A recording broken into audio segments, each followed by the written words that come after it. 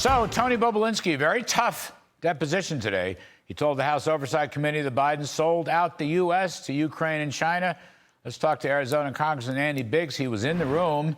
He joins us now. Andy, thank you for this. This was very brutal, very candid, very direct. Just thumbing through this, that basically he's saying the influence peddling depended on the Biden name and the power of his higher office. The Biden family business was Joe Biden, period. And he accuses them of dealing with the China Oil Company and the Ukraine. And in particular, Andy, apparently he cited, I'll get your testimony in a minute, but apparently he cited the fact that Joe Biden was sitting next to Hunter Biden when they did that $10 million shakedown of the Chinese energy CEO, sitting right next to him. So is that what you heard? You were in the room today.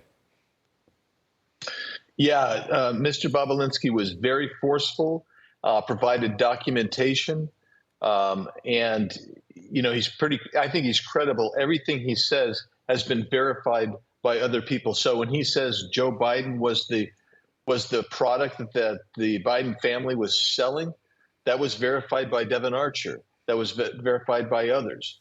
When he says he met with Joe Biden, he can tell you the day he met with him, where he met with him, why Joe Biden was there. And, you know, so he's talking really in 2017 at the Milken conference in Beverly Hills.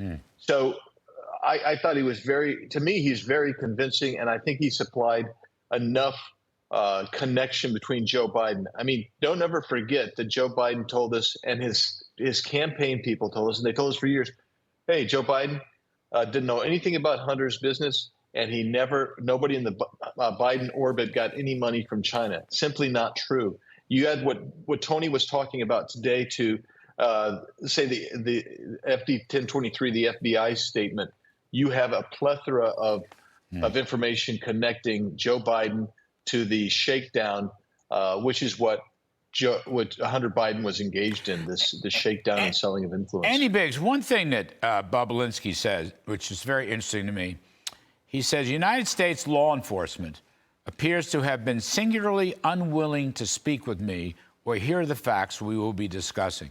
He goes on to say, I have never been contacted to provide testimony, nor asked to speak with anybody connected with Biden's administration, including the Justice Department, the FBI, or the Internal Revenue Service, or local law enforcement, or Special Attorney David Weiss. In other words, nobody in the justice area, I'll say, even though we know it's a two-tier justice, nobody wanted to talk to Bobulinski. This guy's a Navy veteran. His father was a Navy veteran. They're both decorated.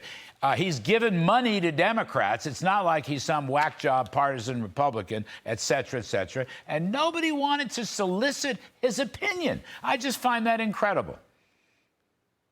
Well, don't be too surprised about that, because every agency you're talking about engaged in other acts to protect and Hunter Biden, whether it was DOJ basically saying, hey, that laptop, that's not real, whether it's the intelligence community saying that's Russian disinformation. So Bobulinski's coming in. He's got mountains of documents. He kept 3 phones from the era from 2015 to 2020, where he's got these text messages between him and Hunter and everybody like that.